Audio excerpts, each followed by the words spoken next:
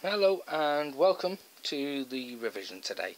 So today we're going to be doing our English revision and we're going to be looking at a question 4 and language features involved in a question 4. So we'll just bring it up.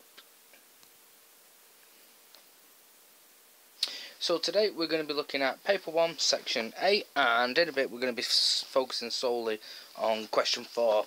So it is a key period for us now. So we've got the lessons this week, we've got the lessons next week, and then over the May half term we will have some revision sessions going on, and then the week you return will be the week of your exams. So remember, those are the 5th and the 8th of June exams. So any concerns or any general questions, please do make sure you're asking us the questions. Any questions at all, don't worry. If there's something you want an answer to, ask it. Okay, so 5th and the 8th of June, and remember to be in college nice and early on those days.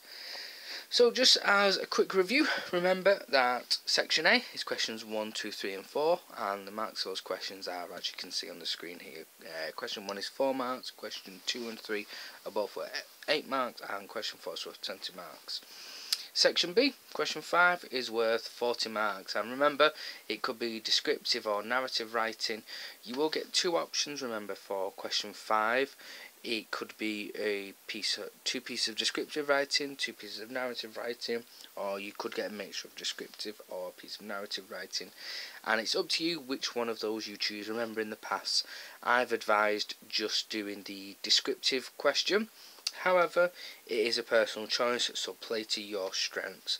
Your strengths in descriptive or narrative writing, and also, unfortunately, we never know what comes up. So if your strength is descriptive writing, do not just focus on that, because narrative come up. But if you have the option, make sure you do choose your strength. Make sure you go for the one that's going to help you the most.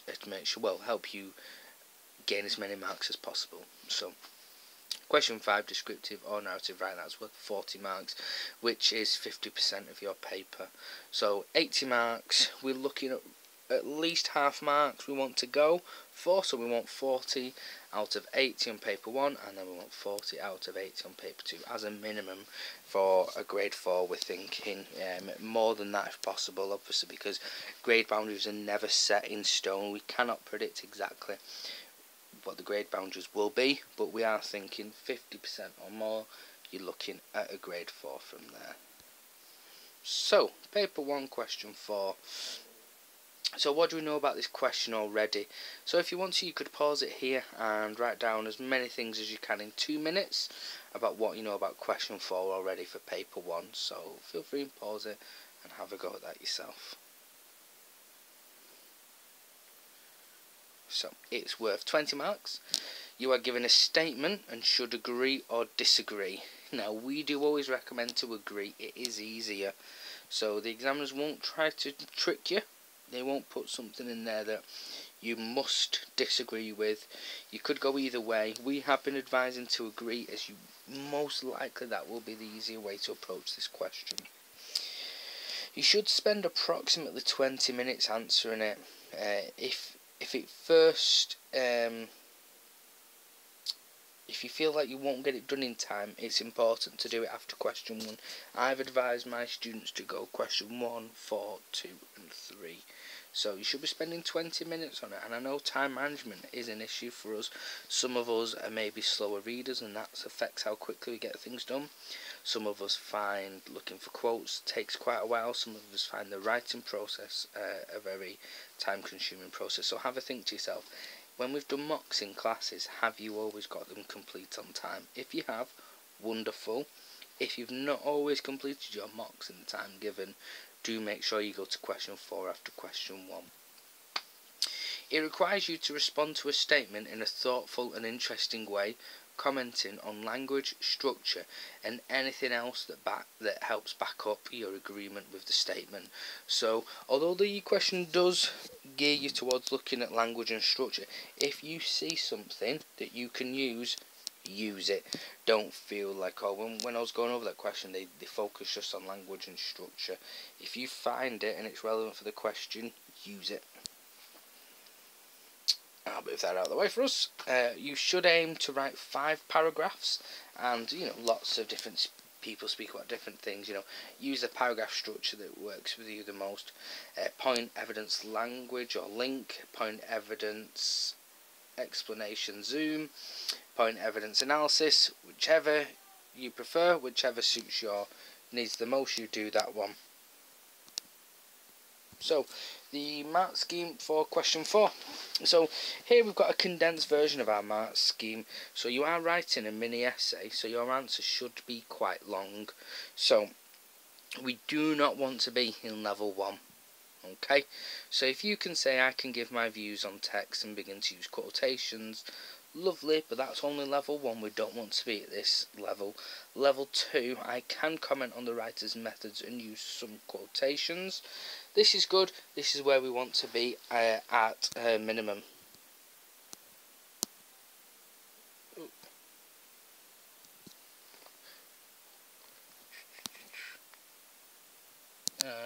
Just one moment there, sorry.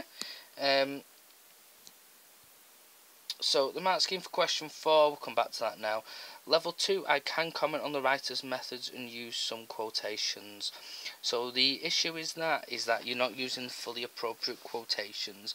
If you can only use some, you're not showing a full understanding of the extract. So we need to make sure that we always use relevant quotations. So we want to be more towards level 3. I can explain clearly the effects of writer's methods and use relevant quotations.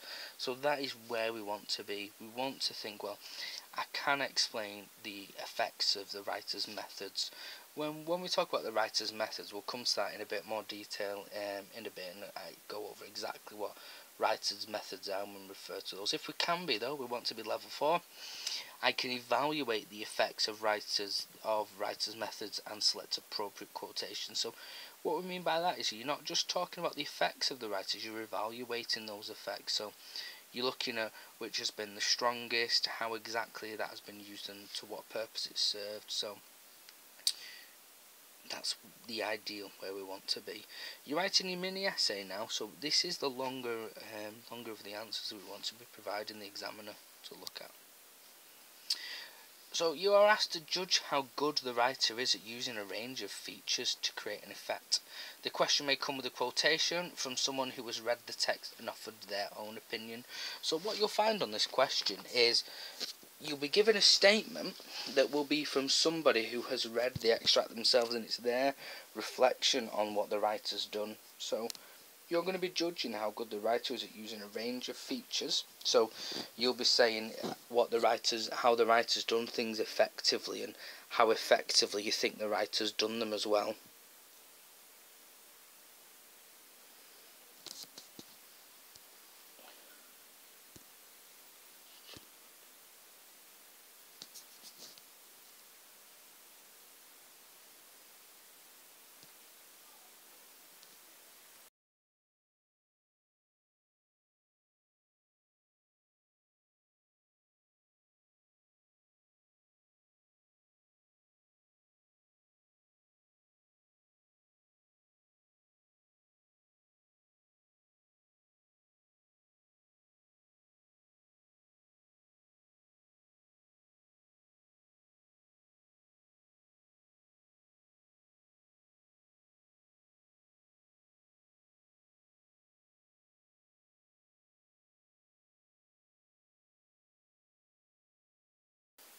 Oh, sorry about that, we just had a bit of a technical issue there. We'll be carrying on in just a moment.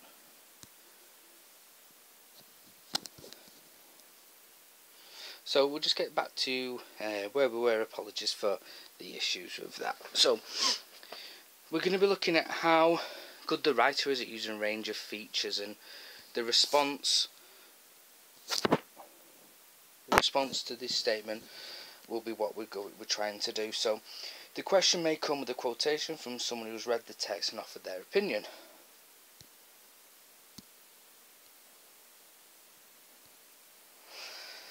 When we talk about the features, we'll talk about language features and structural features particularly, although like I said before, if it's not a language or a structural feature, please do not feel as if you can't use it. You can do, okay? So these are basically what you need to know to do well in this paper. So we do need to know features and structural features, and we'll be talking about those in a moment. So, can you remember any language features? So, if you want to, you could pause the video here when you're watching it later on and write down as many language features you can think of in 2 minutes. So that's something you may want to do now, or when you're watching it back later on, you could do that then. So spend 2 minutes and write down any language features you can think of.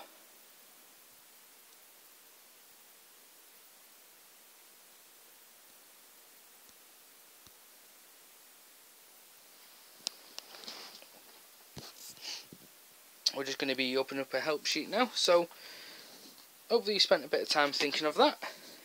And the screen keeps slipping on me, just like that there. Here are some of the ones we may be thinking of. So, language devices and word types. So these are the language features that we're going to be thinking of. So first up, we've got alliteration. So words that start with the same sound. So the big and beautiful bear. We will win this woeful war, things like that. So it makes things more memorable, easy to remember. So that is the general purpose of alliteration. When it's used, it will be to make phrases more memorable. Got things like repetition. We can help them, we can stop this, we can save them. So it emphasises the idea of point, and it makes the reader remember it again. And repetition is really about emphasising the point and making it stick in the reader's mind or the listener's mind. Word types, we can be looking at adjectives, verbs, adverbs and nouns. And remember what we said last week in the fact that there is no hierarchy of devices. So repetition isn't worth more than just identifying verbs. Adverbs aren't worth more than identifying adjectives. They are all the same. So any of these you can identify, wonderful. Got rule of 3. So you give 3 examples to explain your idea or point. So smoking is horrible, gross and unhealthy. The good, the bad and the ugly. It uses a memorable pattern to help the point or idea stand out. We've got emotive language, and that's really engaging the reader emotionally. So thousands of innocent animals are dying because of cruel testing. It creates emotional response in our reader, and we use emotive language to really engage and almost manipulate the reader into thinking a certain way towards something. So if we're analysing a writer's language, I want you to think, well, how effective was the choice of adjectives there? Similes, metaphors, personification, hyperbole. So simile, as fat as a pig. Metaphor, a heart of gold. Personification, the sun smiled down on me. Hyperbole, I've told you 1,000,000 times. So simile, if you imagine that as a slight comparison. So when we use similes, we're making a little bit of a link between two things. A metaphor, if you imagine, is an extreme version of a simile. So whereas a simile is a slight comparison, a metaphor, you're saying something literally is something else. It's more extreme than a simile. Personification, it's almost in the word itself, person. So the sun smiled down on me. So you're given something that's not human characteristics. And hyperbole, I'm sure your friends use this all the time. It's over exaggeration. So you tell someone a few times something, instead of just saying, I've told you a few times, you really exaggerate it and you really emphasise it. I've told you 1,000,000 times.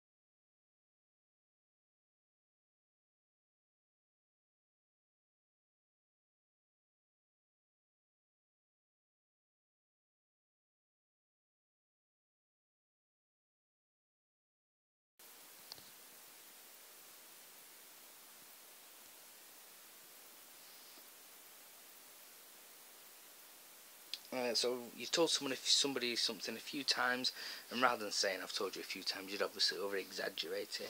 I've told you 1,000,000 times. Yeah, you really emphasise that and you over exaggerate it. You've been waiting 2 minutes, and you don't say, oh, I've been waiting 2 minutes, you know, oh, I've been waiting forever. So that hyperbole is that over exaggeration. So those are some of our language features. But obviously for this question we've mentioned it's not only language features we want, but it's structural features. There are lots and lots of structural features, and it can be quite easy to get confused over the structural features and find them a bit much. So we really want you to be precise with the ones that you need. The key ones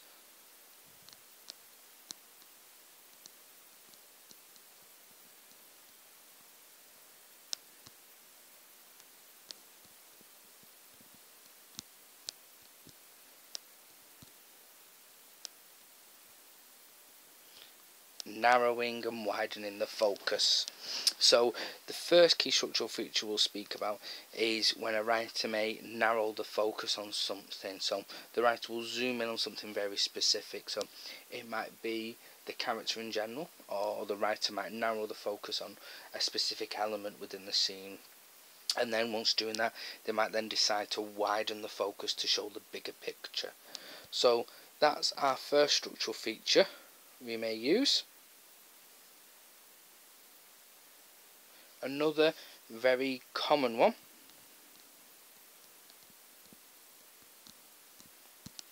a motif.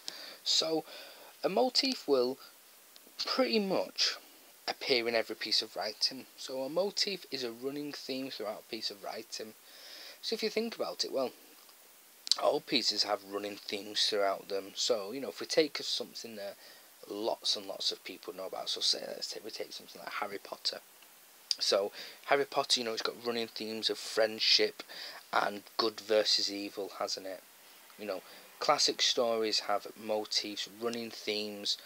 You know, let's think of something else very popular recently, Infinity War. You know, what is the motif of Infinity War? The running theme of Infinity War. Obviously, we've got our classic good versus evil, and possibly you've got a motif of sacrifices. You know, many characters throughout that story complete their own sacrifice to save somebody else, don't they? Sacrifice the infinity gems so that their friends survive. Okay, so motif of running themes. So we've got narrowing and widening the focus. Motifs appear very often. Along with narrowing and widening the focus, you've got shifts in focus as well. Okay. We can also speak about the tense that something's been written in. Is it the past or the present tense?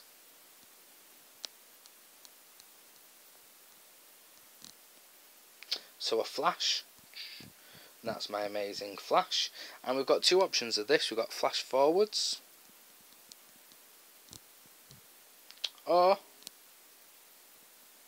flashbacks.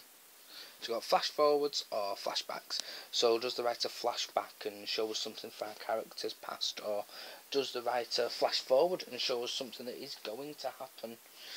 That's another structural feature writers may use. So those are some of the key ones that are very likely we can always identify. So when we're talking about a question form, we say the writer's methods, we're talking about the language the writer uses and the structure that the writer uses.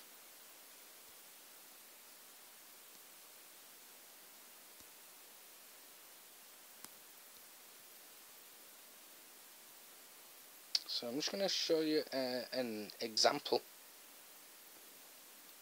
So I spoke about Harry Potter before, and imagine if we were to, there's an extract which, if you want to complete this question, you can find the extract on our VLE.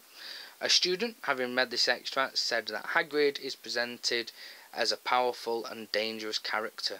To what extent do you agree? Remember, write about your own impressions of the character, evaluate how the writer has created these impressions, support your opinion with quotations from the text. So, as an example, and if you want to, you can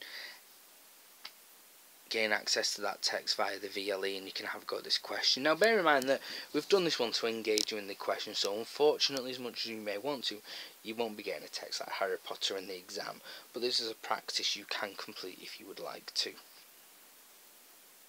So the reason we've looked at those language features and structural features are that evaluate how the writer has created these impressions. So the writer only creates things through their language and the way they structure their writing. So when it asks you to evaluate how the writer has created these impressions, it will be through the language and the structural features. Okay, so you've got to support your opinion with quotations from the text. So find the language that has created the impression, find the structural features that's been used to create the impression, and then explain how it backs up your opinion. And don't forget, you can reflect on question 4 with your own impression of the question. Okay, so Hagrid is presented as a powerful and dangerous character. You know, do you agree with that? You know, how is that character described as powerful or presented as powerful? How is that character presented as dangerous?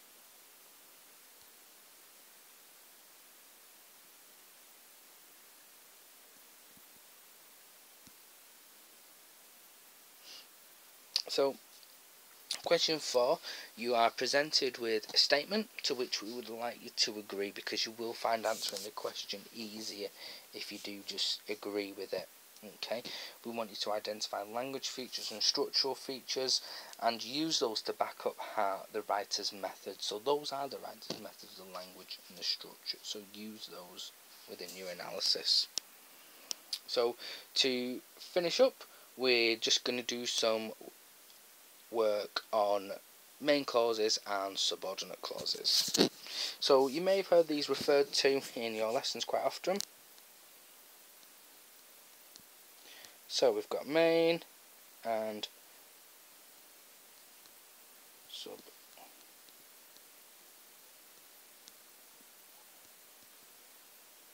So main and subordinate clauses. Okay, so the reason we need to know these is because quite often you can make errors within your writing, because sometimes people may use subordinate clauses as sentences and that won't work. So for example,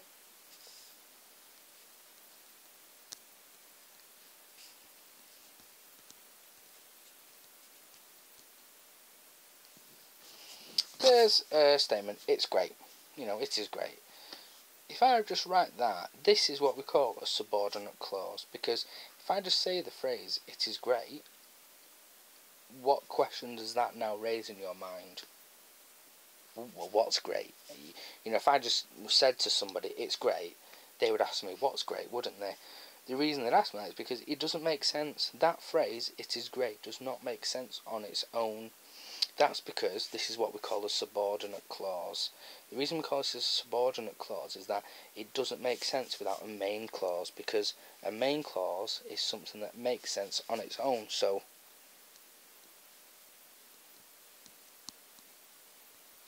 I study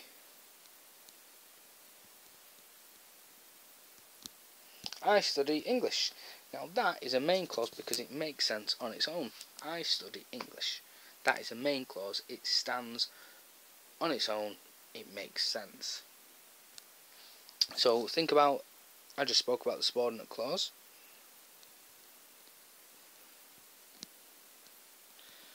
I study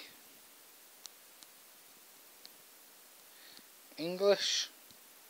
Come on. It is great. Now that now makes sense because my subordinate clause is linked to a main clause. So quite often when you've written a sentence and your tutor maybe says, well, that doesn't make sense, well, that may be because it's a subordinate clause, because it needs to be attached to a main clause to make sense. So if this is something that in your lessons you've been picked up on quite recently, this is maybe something to go and revise. Main clauses make sense on their own. Subordinate clauses don't make sense on their own. Okay.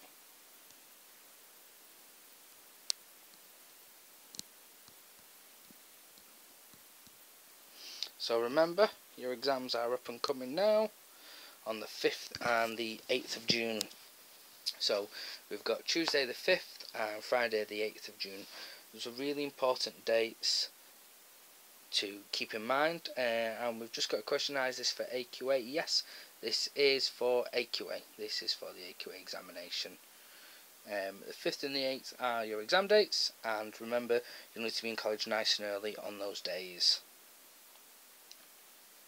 Please do remember, if you want to ask any questions, just like that one then that came up, please do feel free to ask us any questions at all.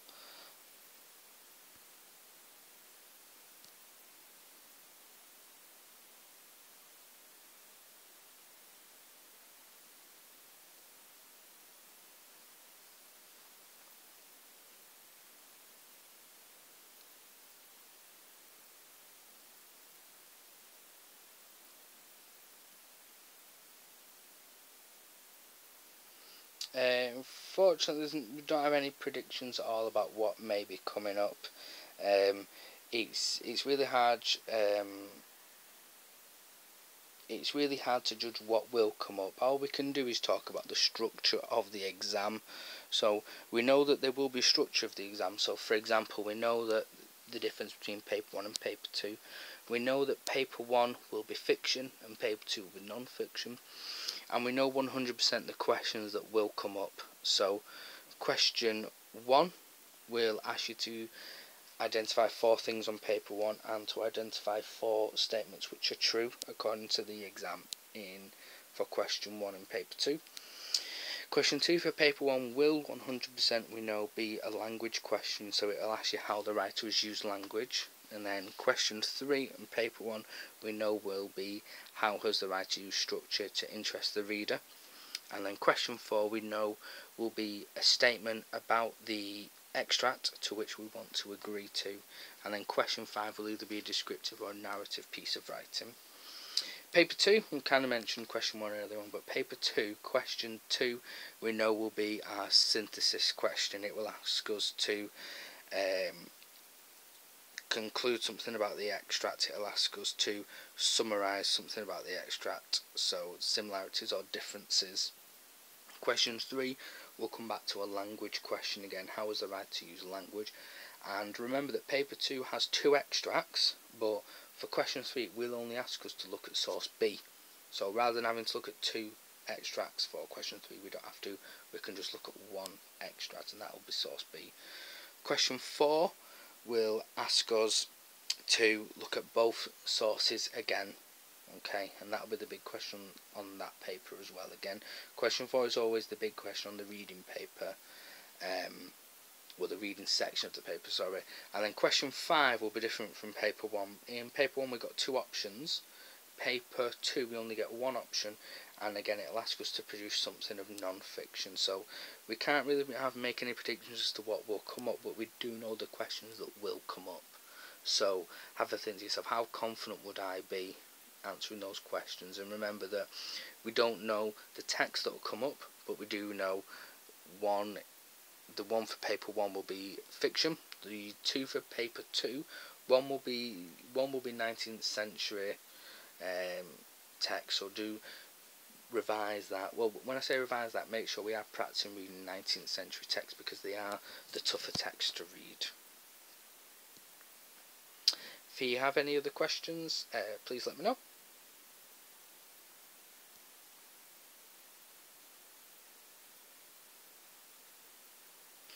How to get easy marks? Well, what I'd say is that's what question 1 is for. Question 1 is for 4 easy marks to ease you into the exam. Now, if you think about easy marks, I wouldn't say they're easy marks, but what you could do is you could consider, where am I going to gain my marks? Okay, so if we think about where am I going to gain my marks, well, question 4 in section A on both papers is worth the most on section A, so we're going to be gaining most of our reading marks in the question 4s, and we know that question 5 is worth 40 marks each, so that's worth a lot. So we know question 4 and 5 are going to be our most valuable for marks. So I won't say easy marks, but I'd say where we're going to gain most of our marks are questions 4 and 5. Okay. So thank you for listening in today. Please do log back onto the channel at 8 o'clock for maths, and tomorrow for English and Thursday for English. Do remember about our revision sessions at 4:30 Monday, Tuesday, Wednesday, Thursday at college. Speak to your tutor, ask them what you need to work on the most.